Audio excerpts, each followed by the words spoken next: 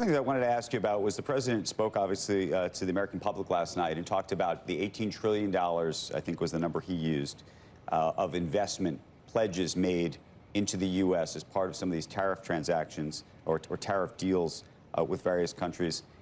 And I think the American public wants to understand the math behind that, because $18 trillion is an extraordinary amount of money. You look at some of the countries that have made these pledges, it's, close to their entire GDP.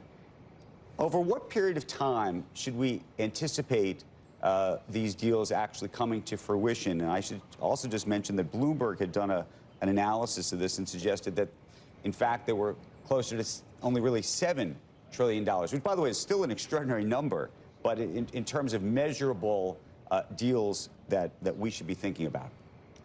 Well, remember, the deals, they really have a couple parts to them. One is the investment headline numbers that you're talking about, which are really important. It's helping to reindustrialize America, and I'll talk a little bit about that. And the other part are what I'd call the pure trade issues, where they're opening our markets to us. They're taking their tariffs down. They're removing their non-tariff barriers. And on that part, a lot of that is already in progress or going through legislatures in foreign countries. On the investment piece, this past week we saw a new zinc smelter be announced by a Korean company. We have the Koreans talking about more shipbuilding in the tunes of hundreds of millions of dollars and billions of dollars. We have the Japanese companies like Hitachi and others building. So we see a lot of progress on that front, and we're going to be looking at it over the life of President Trump's term on the investment figures. Right. The other thing that I